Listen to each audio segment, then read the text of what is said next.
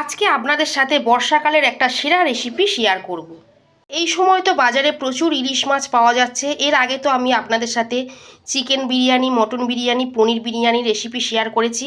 আজকে আপনাদের ইলিশ মাছ দিয়ে বিরিয়ানি বানিয়ে দেখাবো, যেটা খুব সহজভাবেই আপনারা বাড়িতে বানিয়ে নিতে পারবেন। সোনালী কিচেনে সবাইকে স্বাগত জানাই। আশা করি আপনারা খুবই ভালো আছেন। প্রথমে আমি ইলিশ মাছটা ম্যারিনেট করব। মাছের মধ্যে দিয়ে দেব পরিমাণ মতো নুন, হাফ চামচ হলুদ গুঁড়ো, হাফ চামচ ঝাল লঙ্কার গুঁড়ো, আর দেব 1 চামচ কাঁচা সর্ষের তেল। এবারে মাছের গায়ে নুন হলুদ মশলা খুব ভালো করে লাগিয়ে নেব। মাছের মধ্যে নুন হলুদ লঙ্কা গুঁড়ো সর্ষের তেল খুব ভালো করে লাগিয়ে নিয়েছি। এবারে এটা 10 মিনিট রেখে দেব। বিরিয়ানি বানানোর জন্য আমি এখানে বাসমতি চাল নিয়েছি। চাল খুব ভালো করে ধুয়ে ভিজিয়ে দেব। ইলিশ মাছের বিরিয়ানি বানানোর জন্য সঠিক মাপ হচ্ছে 1 পিস মাছের জন্য 100 গ্রাম চাল ব্যবহার করতে হয়। আমি এখানে 3 পিস মাছ দিয়ে আজকে বিরিয়ানি বানাবো। এখানে আমি 250 গ্রাম চাল ব্যবহার করছি। চাল খুব ভালো করে ধুয়ে নিয়েছি। এবারে এটা 30 মিনিটের জন্য ভিজিয়ে রেখে দেব। আজকে ইলিশ মাছের বিরিয়ানিটা আমি সর্ষের তেলে বানাবো। কড়া গরম হয়ে গেছে, কড়াই দিয়ে দেব সর্ষের তেল। তেল খুব ভালো গরম হয়ে গেছে। প্রথমে আমি পেঁয়াজের বেরেস্তাটা বানিয়ে নেব। এখানে আমি দুটো বড় সাইজের পেঁয়াজ কুচি করে নিয়ে ব্যবহার করেছি। মিডিয়াম ফ্লেমে পেঁয়াজ লাল করে ভেজে নেব। আমি ইলিশ মাছের বিরিয়ানিতে আলু ব্যবহার করি না, তাই এখানে আমি আলু দিলাম না। আপনারা যদি বিরিয়ানিতে আলু খেতে পছন্দ করেন তাহলে অবশ্যই আলু ব্যবহার করতে পারেন। যদি আপনারা আলু ব্যবহার করেন তাহলে বেরেস্তা ভাজার আগে আলুটা লাল করে ছাঁকা তেলে ভেজে নেবেন। তারপর মশলা কষার সময় আলুটা মশলার সাথে ভালো করে কষে নেবেন, দিয়ে বিরিয়ানিতে ব্যবহার করবেন। পেঁয়াজ খুব ভালো করে লাল করে ভেজে নিয়েছি। এবারে তেল ছেঁকে পেঁয়াজগুলো তুলে নেব। পেঁয়াজ ভাজা তেলেই আমি মাছটা ভেজে নেব। মাছ হালকা ভেজে নিয়েছি। এবারে মাছগুলো তুলে নেব। মাছ আমি একদম হালকা করে ভেজে প্লেটের মধ্যে তুলে নিয়েছি।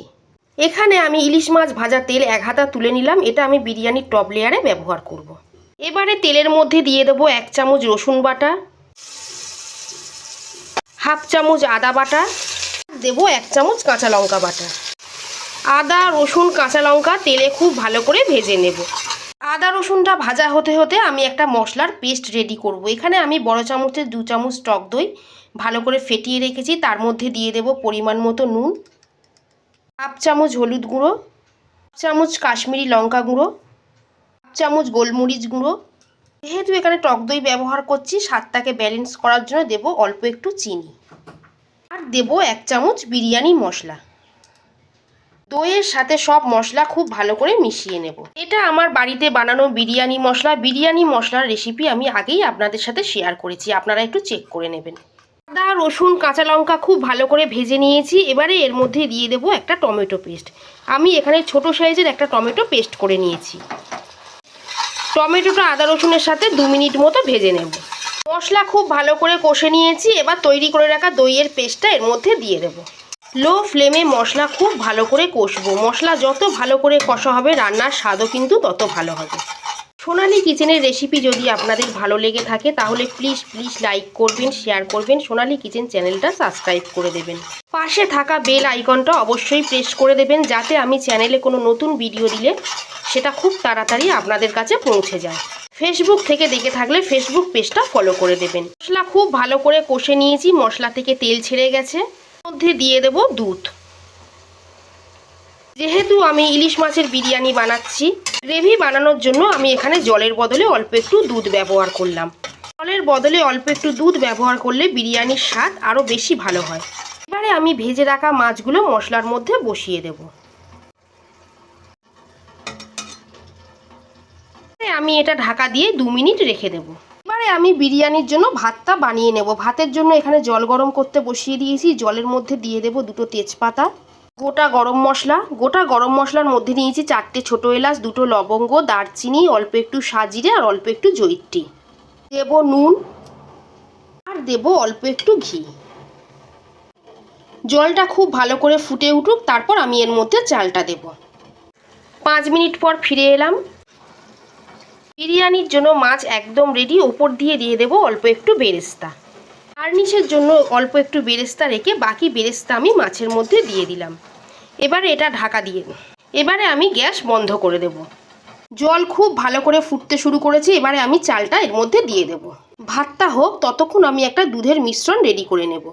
এখানে আমি হাফ বাটি লিকুইড দুধ নিয়েছি। দুধের মধ্যে দিয়ে দেব 1 চুটকি কেশর আর দেব 1 ফোঁটা মিঠা আতর। দুধটা ভালো করে গুলে রেখে দেব। ইলিশ মাছের বিরিয়ানির মধ্যে আমি গোলাপ জল কেওড়া জল ব্যবহার করব না। আমি চাই ইলিশের যে ফ্লেভার সেটা বিরিয়ানির মধ্যে ফুটে উঠুক। মিঠা আতর আমি একদমই অল্প ব্যবহার করলাম।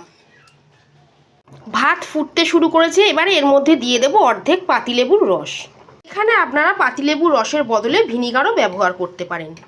ভাত এখানে 80% মতো হয়ে গেছে। এবারে আমি ভাতের ফ্যানটা ঝাড়িয়ে নেব। এবারে আমি বিরিয়ানিটা লেয়ারিং করব। কড়া দিয়ে প্রথমে মাছগুলো তুলে নেব।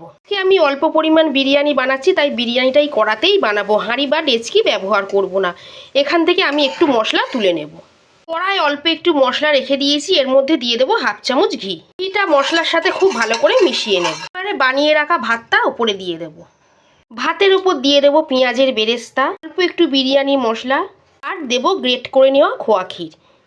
বিরিয়ানিতে অল্প একটু খোয়া ক্ষীর ব্যবহার করলে বিরিয়ানিটা খেতে খুব ভালো লাগে। এর ওপর দিয়ে আবারও ভাত দিয়ে দেব। এবারে আমি বাকি যে গ্রেভিটা তুলে রেখেছিলাম ওপর দিয়ে দেব। ভাতের ওপর আরও একটু বেরেস্তা ছড়িয়ে দেব। দেব খোয়া ক্ষীর, বিরিয়ানি মশলা। এবারে আমি মাছগুলো আলতো করে ভাতের ওপর বসিয়ে দেব। মাছ সাজিয়ে দিয়েছি। এবারে ওপর দিয়ে আরও একটু ভাত আলতো করে মাছের ওপর ছড়িয়ে দেব। ইলিশ মাছের বিরিয়ানি বানানোর সময় মাছ সবসময় ওপরে দেবার চেষ্টা করবেন। ইলিশ মাছ খুব নরম, নয়তো ভেঙে যেতে পারে।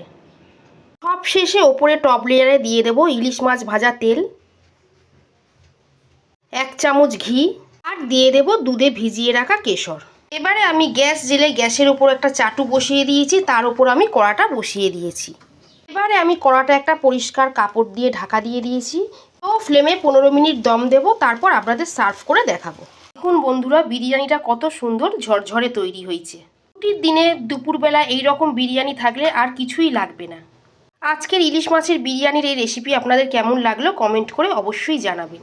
ভালো লাগলে আপনারাও বাড়িতে এইভাবে বানাবেন। আশা করি আপনাদেরও খুবই ভালো লাগবে। আর এটা বানানো এত সহজ যে কেউ কিন্তু খুব সহজেই বানিয়ে নিতে পারবে। আজকের মতো এই পর্যন্তই। সবাই খুব ভালো থাকবেন, সুস্থ থাকবেন। ধন্যবাদ।